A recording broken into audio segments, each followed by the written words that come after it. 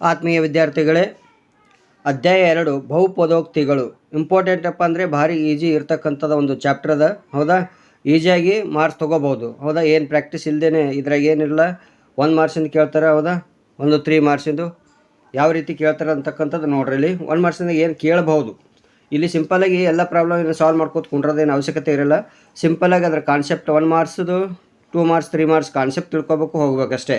ನೆನ್ಪಿಡ್ತಕ್ಕಂಥದ್ದು main ಅದೇ. Method ಎಷ್ಟು ಯಾವ ಪ್ರಾಬ್ಲಮ್ ಎಷ್ಟು ಕೊಟ್ರೂ ಎಲ್ಲ ಪ್ರಾಕ್ಟೀಸ್ ಮಾಡ್ಕೊಂತ ಕುಂಡ್ರದೇನು ಅವಶ್ಯಕತೆ ಇಲ್ಲ. ಕಾನ್ಸೆಪ್ಟ್ ಜಸ್ಟ್ ಫಾರ್ಮುಲಾ ಗೊತ್ತಿದ್ದರೆ 80ಕ್ಕೆ 80 ತೊಗೋಬೋದು. ಹೌದಾ, ಈಗ ನಾವು ವ್ಯಾಲ್ಯೂಯೇಷನ್ಗೆ ಹೋದಾಗಪ್ಪ ಅಂದರೆ ಒಬ್ಬ ಹುಡುಗ 80ಕ್ಕೆ 80 ತೊಗೊಂಡಿದ್ದ.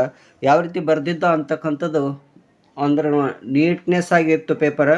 ಹೌದಾ, ಎಷ್ಟು ಬೇಕು ಆನ್ಸರ್ ಅಷ್ಟೇ ಬರಿಬೇಕು ಅಂದಾಗ ಮಾತ್ರ ಅದಕ್ಕೆ ಮಾರ್ಕ್ಸ್ ಸಿಗುತ್ತೆ. ಹೌದಾ, ಅದೊಂದು ಕೂಡ ಒಂದು ನಿಮ್ಗೆ ವಿಡಿಯೋ ಹಾಕಿದ್ದೀನಿ. ಎಷ್ಟು ಯಾವ ಸ್ಟೆಪ್ಪಿಗೆ ಎಷ್ಟು ಮಾರ್ಕ್ಸ್ ಸಿಗುತ್ತಾವ ಅಂತ ಹೆಂಗೆ ಬರಿಬೇಕಂತಕ್ಕಂಥದ್ದು ನೋಡಿದ್ರಿ. ಅದೇ ಥರ ಬರ್ಕೋತವ್ರಿ. ಈಗ ನೋಡಿರಿ, ರೇಖಾತ್ಮಕ ಬಹುಪದೋಕ್ತಿ ಅಂದರೆ ರೇಖಾತ್ಮಕ ಬಹುಪದೋಕ್ತಿ ಇದು ಡಿಗ್ರಿ ಕೇಳ್ತಾರೆ. ಹೌದಾ, ಈ ಸಾರಿ ಕೇಳಿದ್ರೆ ಎಕ್ಸಾಮ್ದಾಗ ಕೇಳ್ಯಾರ. ಜಸ್ಟ್ 1 ಮಾರ್ಕ್ಸ್ದಾಗ 1 ಬರೆದು ನೋಡಿ, ರೇಖಾತ್ಮಕ ಡಿಗ್ರಿ ಬರೀರಿ ಅಂದರೆ 1, ವರ್ಗ ಬಹುಪದೋಕ್ತಿ ಕೇಳ್ಬೋದು ಈ ಸಾರಿ. ಹೌದಾ, ಅದ್ರ ಡಿಗ್ರಿ ಕೇಳಿದ್ರೆ 2 ಅಂತ ಬರೀರಿ. ಬಹುಪದೋಕ್ತಿ ಅಂತ ಕೇಳಿದ್ರೆ ಅದ್ರ ಡಿಗ್ರಿ ಎಷ್ಟು ಇರ್ತದೆ ಹೇಳ್ರಿ, 3 ಇರ್ತದೆ. ಹೌದಾ, ಸಿಂಪಲಾಗಿ 1 ಮಾರ್ಕ್ಸ್ನಾಗ ಕೇಳ್ತಕ್ಕಂಥ ಇವೆಲ್ಲ. ಇನ್ನೊಂದು ಏನು ಕೇಳ್ಬೋದು, ವರ್ಗ ಬಹುಪದೋಕ್ತಿ ಆದರ್ಶ ರೂಪ ಬರೀರಿ ಅಂತ ಕೇಳಿದ್ರೆ a² + bx + c = 0 ಅಂತ ಬರೀರಿ. ಹೌದಾ, ಇದು ವರ್ಗ ಬಹುಪದೋಕ್ತಿ ಆದರ್ಶ ರೂಪ.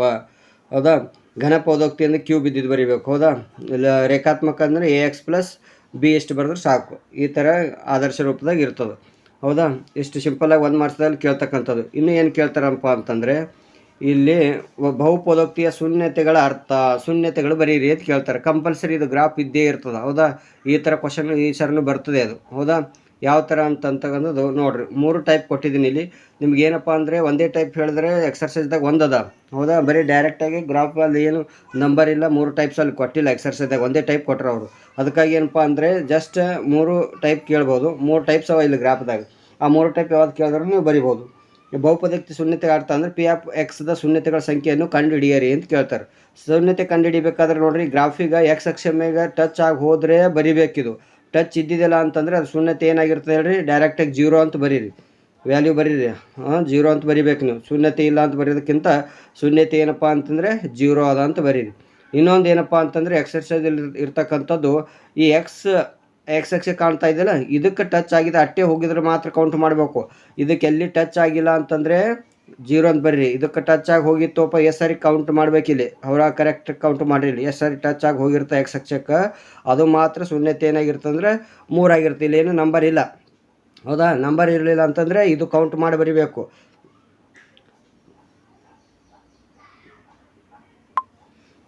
ಇಲ್ಲ ಆದ್ರೆ ಅಂತಂದರೆ ನೆಕ್ಸ್ಟ್ ಏನು ಮಾಡಬೇಕು ಅಂತಂದರೆ ಈಗ ಈ ಥರ ಕೊಟ್ಟಿರ್ತಾರೆ. ಹೌದಾ, ನಂಬರ್ ಕೊಟ್ಟಿರ್ತಾರೆ. ನಂಬರ್ ಕೊಟ್ಟು ಈ ಥರ ಲೈನ್ಸ್ ಹಾಕಿರು ಅಂತಂದ್ರೆ ಅದು ಹಿಂಗೆ ಬರಲ್ಲ. ಇದೇನಪ್ಪ ಅಂದರೆ ಈ ಥರ ಬಂದು ಹಿಂಗೆ ಹೋಗಿರ್ತದೆ ಗ್ರಾಫ್. ಅಂದರೆ ಇಲ್ಲಿದಿಂದ ಜಸ್ಟ್ ಹಿಂಗೆ ಬರ್ತದೆ.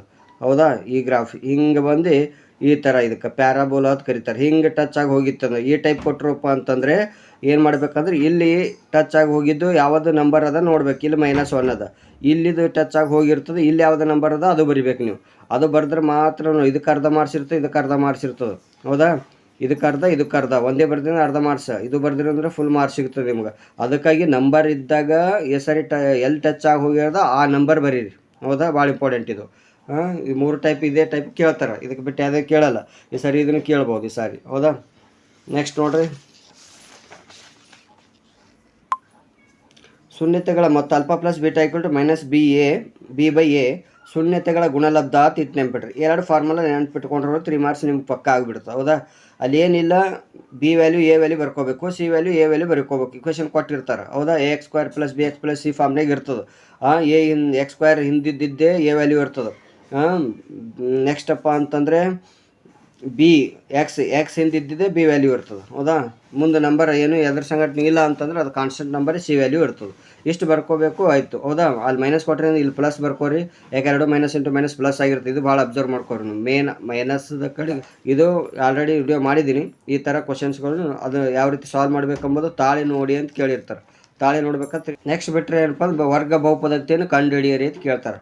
ಹೌದಾ, α + β ವ್ಯಾಲ್ಯೂ ಅವರೇ ಕೊಟ್ಟಿರ್ತಾರೆ. ಸಮ್ ಆಫ್ ದ ಶೂನ್ಯತೆಗಳ ಮೊತ್ತ ಕೊಟ್ಟಿರ್ತಾರೆ. ಶೂನ್ಯತೆಗಳ ಗುಣಲಬ್ಧ ಅವರೇ ಕೊಟ್ಟಿರೋದು ಇಲ್ಲಿ ಬರೀರಿ, ಮುಗಿಯುತ್ತದೆ. ಹೌದಾ, ಅದು ವರ್ಗ ಬಹುಪದೋಕ್ತಿ ರೆಡಿ ಆಗ್ತದೆ ಒಂದು ಸಾರಿ. ಹೌದಾ, ಈ ತಾಳಿ ನೋಡ್ರಿ ಕೊಡ್ಬೋದು.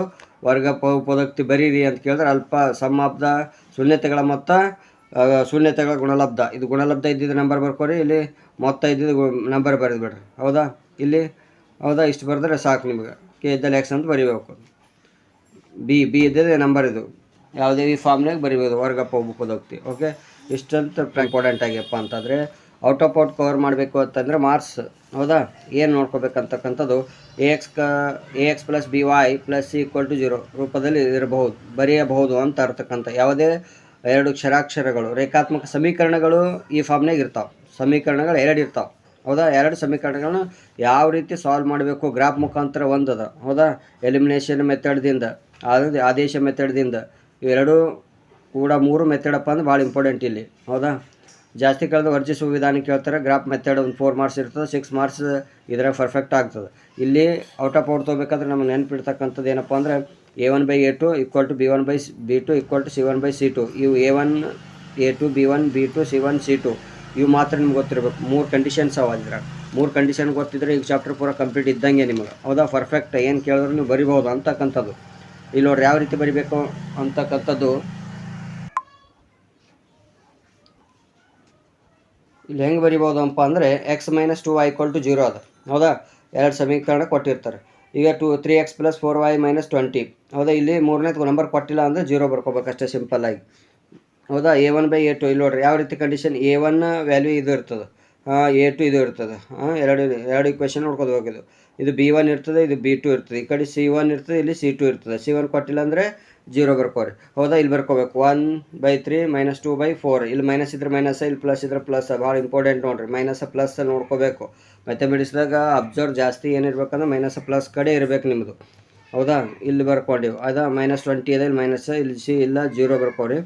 ಈಗ ನೋಡ್ರಿ ಎರಡು ಈಕ್ವಲ್ ವೇಲ್ ನೋಡ್ಬೇಕು. ಎರಡು ಈಕ್ವಲ್ ಇಲ್ಲ. ಹೌದಾ, ಫಸ್ಟಿಗೆ ನಾಟ್ ಈಕ್ವಲ್ ಅಂತ ಅರ್ಥ. ಹಿಂಗೆ ಹಾಕ್ಬೇಕು. ಇದು ನಾಟ್ ಈಕ್ವಲ್, ಎರಡಿಗೂ ಈಕ್ವಲೇ ಇಲ್ಲ ಫಸ್ಟಿಗೆ ಅಂತಂದರೆ ಛೇದಿಸುವ ರೇಖೆಗಳು ಒಂದು ಪರಿಹಾರ. ಇದಕ್ಕೆ ನಮಗೆ ಗ್ರಾಫ್ದಾಗ ಎಷ್ಟಪ್ಪ ಅಂದರೆ ಎರಡು ರೇಖೆಗಳಪ್ಪ ಅಂದರೆ ಹಿಂಗೆ ಛೇದಿಸ್ತಾವೆ. ಹಿಂಗೆ ಈ ಛೇದಿಸ್ರೆ ಇದಕ್ಕೆ ಎಷ್ಟು ಪರಿಹಾರ ಸಿಗ್ತಾವೆ ಅಂತಕ್ಕಂಥದ್ದು ಒಂದೇ ಪರಿಹಾರ ಸಿಗ್ತದ ಅಂತ ಅರ್ಥ. ಛೇದಿಸುವ ರೇಖೆಗಳು ಅಂತ ಕರೀತಾರೆ. ಈ ಥರ ಬರ್ತದೆ ಗ್ರಾಫ್. ಹಿಂಗಿದ್ರೆ ಫಸ್ಟಿಗೆ ನಾಟ್ ಈಕ್ವಲ್ ಇದ್ದರೆ ಗ್ರಾಫ್ ಹಿಂಗೆ ಬರ್ತದೆ, ತಿಳ್ಕೊಬೇಕು ನೀವು. ಹೌದಾ, ಈಗ ನೆಕ್ಸ್ಟ್ ನೋಡ್ರಿ ಇದನ್ನು ಅದೇ ಥರ ನೋಡ್ರಿ. ಫಸ್ಟ್ 2/4 ಬರ್ಕೋರಿ, 3/6 9/18. ಮೈನಸ್ ಇಲ್ಲೂ ಮೈನಸ್ ಅದ, ಇನ್ನೂ ಮೈನಸ್ ಅದ. ಮೈನಸ್ ಕ್ಯಾನ್ಸಲ್ ಆಗುತ್ತೆ. 9 1 9 1 9 2 3 1 3 2 2 1 2 1/2 1/2 1/2 ಎಲ್ಲ 3 ಈಕ್ವಲ್ ಅವ. 3 ಈಕ್ವಲ್ ಇದ್ರೆ ಏನು, ಐಕ್ಯಗೊಳ್ಳುವ ರೇಖೆಗಳು ಅಪರಿಮಿತ ಸಂಖ್ಯೆಯ ಪರಿಹಾರಗಳು ಎಷ್ಟು ಇರ್ತಾವೆ ಅಂದರೆ ಎಷ್ಟು ಬೇಕಾಷ್ಟು ಸಿಗ್ತಾವೆ ಇದಕ್ಕೆ ಪರಿಹಾರ. ಒಂದು ಲೈನಿನ ಮ್ಯಾಗ ಪಾಯಿಂಟ್ ಟು ಪಾಯಿಂಟ್ ಇರ್ತಾವೆ. ಹೌದಾ, ಈಗ ಒಂದು ಲೈನ್ ಇತ್ತು ಅಂತಂತಾರೆ, ಇದ್ರ ಮ್ಯಾಗ ಒಂದ್ರ ಮ್ಯಾಗ ಒಂದು ಓವರ್ಲ್ಯಾಪ್ ಆದರೆ ಇದಕ್ಕೆ ಎಷ್ಟು ಬೇಕಷ್ಟು ಪಾಯಿಂಟ್ ಅನಂತದವರೆಗೆ ಇರ್ತಾವೆ. ಹೌದಾ, ಎಷ್ಟು ಬೇಕಷ್ಟು ಪಾಯಿಂಟ್ಸ್ ಇರ್ತಾವೆ. ಅದಕ್ಕೆ ಪರಿಹಾರಗಳು ಭಾಳಷ್ಟು ಇರ್ತಾವೆ. ಅದಕ್ಕಾಗಿ ಇದಕ್ಕೆ ಅಪರಿಮಿತ ಸಂಖ್ಯೆಯ ಪರಿಹಾರಗಳು ಅಂತ ಕರೀತಾರೆ. ಗೊತ್ತಾಯ್ತಾ? ಎಷ್ಟು ಸೆಕೆಂಡ್ ಇದು ಗ್ರಾಫ್ ಈ ಥರ ಇರ್ತದೆ. ಹೌದಾ, ಒಂದ್ರ ಮ್ಯಾಗ ಒಂದೇ ಓವರ್ಲ್ಯಾಪ್ ಆಗ್ತಾವೆ ಈಕ್ವಲ್ ಇದ್ದಾಗ, ಎಲ್ಲ ಈಕ್ವಲ್ ಇದ್ದಾಗ. ಈಗ ನೆಕ್ಸ್ಟ್ ಮೂರನೇದು ಏನಪ್ಪ ಅಂತಂದರೆ ಇದು ನೋಡ್ರಿ, ಇಲ್ಲಿ ಇದೆ ಫಸ್ಟಾಗಿ ನೋಡ್ರಿ. ಇಲ್ಲಿ ಏನೂ ಇಲ್ಲ ಅಂತಂದ್ರೆ ಏನು ಬರ್ಕೋಬೇಕು ಹೇಳ್ರಿ, 1 ಬರ್ಕೋಬೇಕು. ಇಲ್ಲಿ 2 ಬರ್ಕೋರಿ ಡೈರೆಕ್ಟಾಗಿ. ಇಲ್ಲಿ 2 ಅದ, ಇಲ್ಲಿ 4 ಅದ. 2/4 -4 -12 ಮೈನಸ್ 4 1 4 1 4 3 2 2 1 2 2. ಇಲ್ಲಿ ನೋಡಿ ಎರಡು ಈಕ್ವಲ್ ಅವ. ಇದು ನಾಟ್ ಈಕ್ವಲ್ ಅದ. ಇದು ಸಮ ಇಲ್ಲ. ಇವೆರಡು ಸಮ ಅವ. ಇದು ಸಮ ಇಲ್ಲ. ಅದಕ್ಕೆ ಸಮ ಇಲ್ಲ ಅಂತ ಇದು ನಾಟ್ ಈಕ್ವಲ್ ಇದ್ರೆ ಏನು ಮಾಡಬೇಕು, ಸಮಾಂತರ ರೇಖೆಗಳು. ಇವೇನಪ್ಪ ಅಂದ್ರೆ ಸಮಾಂತರ ರೇಖೆಗಳು ಬರ್ತಾವೆ. ಸಮಾಂತರ ರೇಖೆಗಳಂದ್ರೆ ಈ ಥರ ರೇಖೆಗಳು ಗ್ರಾಫ್ನಾಗ ಬರ್ತಾವೆ. ಹೌದಾ, ಇವೆಲ್ಲಿ ಹೋಗಿ ಟಚ್ ಆಗಂಗಿಲ್ಲ. ಇವಕ್ಕೆ ಸಮಾಂತರ ರೇಖೆಗಳು ಅಂತ ಕರೀತಾರೆ. ಈ ಸಮಾಂತರ ರೇಖೆಗಳಿಗೆ ಏನಪ್ಪ ಅಂದರೆ ಪರಿಹಾರ ಇರೋಂಗಿಲ್ಲ. ಹೌದಾ, ಎಲ್ಲಿ ಸಿಗೋಂಗಿಲ್ಲ. ಇದು ಎಷ್ಟು ಬೇಕಷ್ಟು ರೈಲ್ವೆ ಪಟ್ರಿ ಇರ್ತಲ್ಲ, ಆ ರೈಲ್ವೆ ಹಳಿ ಇದ್ದಪ್ಪಲೇ ಇದು ಎಲ್ಲಿ ಹೋದ್ರೂ ಕಲಿಯಂಗಿಲ್ಲ. ಹೌದಾ, ಒಂದು ವೇಳೆ ಕಲಿತು ಅಂತ ಏನಂತ ರೈಲ್ವೆ ಪಟ್ರಿ ಏನಂತ ಟ್ರೈನೇ ಬಿದ್ದು ಬಿಡ್ತದೆ. ಹೌದಾ, ಸಮಾಂತರ ರೇಖೆಗಳು ಇದ್ರೆ ಮಾತ್ರ ಟ್ರೈನು ಸೀದಾ ಹೋಗ್ತದೆ. ಹೌದಾ, ಅದಕ್ಕೋಸ್ಕರ ಇವು ಸಮಾಂತರ ರೇಖೆಗಳು ಪರಿಹಾರ ಸಿಗಂಗಿಲ್ಲ ಅಂತ ಬರೀಬೇಕು. ಓಕೆ, ಎಷ್ಟು ನೆನ್ಪಿಟ್ಕೊಂಡ್ರಿ. ಈ 3 ಕಂಡೀಷನ್ ನಿಮ್ಗೆ ಗೊತ್ತಿದ್ದರೆ ಈ ಚಾಪ್ಟರ್ ಫುಲ್ ಬರ್ತದ ಅನ್ನಂಗೆ. ಮೇನ್ ಕಂಡೀಷನ್ ನೀವು ನೆನ್ಪಿಟ್ಕೊಂಡು ಹೋಗ್ಬೇಕಾಗಿದೆ ಎಕ್ಸಾಮ್ಗೆ ಅಂತಂದ್ರೆ ಇವು 3 ನೆನ್ಪಿಟ್ಕೊಂಡು ಹೋಗ್ಬೇಕು. ನೀವು ಎಲ್ಲನೂ ತಲೆಗೆ ಇಟ್ಕೊಂಡು ಎಲ್ಲ ಪ್ರಾಬ್ಲಮ್ ಹೆಂಗೆ ಮಾಡ್ಕೋತ ಹೋಗೋದು ಕೂಡೋದಲ್ಲ. ಇವು 3 ಮೇನ್ ಇಂಪಾರ್ಟೆಂಟ್ ಕಾನ್ಸೆಪ್ಟ್. ಇವು 3 ಕಂಡೀಷನ್ ನೆನ್ಪಿಟ್ಕೊಂಡ್ರೆ ನಿಮ್ಗೆ ಅಷ್ಟು ಬರ್ತದೆ ಸಾಲ್ವ್ ಮಾಡ್ಕೊಂತಕ್ಕಂಥ. ಈಗ 2 ಮಾರ್ಕ್ಸ್ದಾಗ ಏನಪ್ಪ ಅಂತಂದ್ರೆ ವರ್ಜಿಸುವ ವಿಧಾನ ನಿಮ್ಗೆ ಗೊತ್ತಿದೆ. ಜಸ್ಟ್ ಈಗ ಏನಪ್ಪ ಅಂದರೆ ಕ್ಯಾನ್ಸಲ್ ಮಾಡೋದು. ಇದೊಂದು ವಿಡಿಯೋ ಆಲ್ರೆಡಿ ಮಾಡಿದ್ದೀನಿ ಇದು. ಹೌದಾ, ಇದೇನು ಎಕ್ಸ್ಪ್ಲನೇಷನ್ ಮಾಡೋದು ಬೇಕಾಗಿಲ್ಲ. ಇದು ಆಲ್ರೆಡಿ ಜಸ್ಟ್ ಏನಪ್ಪ ಅಂದರೆ ಈ ಥರ ಕೊಟ್ಟಿರ್ತಾರೆ, ವರ್ಜಿಸುವ ವಿಧಾನ ಕ್ಯಾನ್ಸಲ್ ಮಾಡಬೇಕು ಅಂತಂದಂಗೆ. ಇಲ್ಲಿ ಒಂದು ಸಿಂಪಲ್ ಆಗಿ ಅಂದರೆ ಒಂದು ಪ್ಲಸ್ ಒಂದು ಮೈನಸ್ ಕೊಟ್ಟಿರೋ ಅಂತಂದ್ರೆ ನೀವು ಯಾವುದೋ ಸೈನ್ ಚೇಂಜ್ ಮಾಡೋದು ಅವಶ್ಯಕತೆ ಇಲ್ಲ, ನೆನ್ಪಿಟ್ಕೋರಿ. ಪ್ಲಸ್ ಮೈನಸ್ ಇತ್ತು ಅಂದ್ರೆ ಸೈನ್ ಚೇಂಜ್ ಮಾಡಬೇಡ್ರಿ, ಗೊತ್ತಾಯ್ತಾ. ಎರಡು ಪ್ಲಸ್ ಎಲ್ಲ ಕಡೆ ಪ್ಲಸ್ ಇದ್ದು ಅಂತಂದ್ರೆ ಅವಾಗ ಏನು ಮಾಡಿರಿ, ಸೈನ್ ಚೇಂಜ್ ಮಾಡಿರಿ ಕಂಪಲ್ಸರಿ. ಇಲ್ಲಿ ನೀವು ಯಾವ್ದು ಕ್ಯಾನ್ಸಲ್ ಮಾಡೋಕೆ ಹೋಗಿರ್ತೀರಿ ಅವೆರಡು ಪ್ಲಸ್ ಇತ್ತು ಅಂದ್ರೆ ಅವಾಗ ಸೈನ್ ಚೇಂಜ್ ಮಾಡಿರಿ.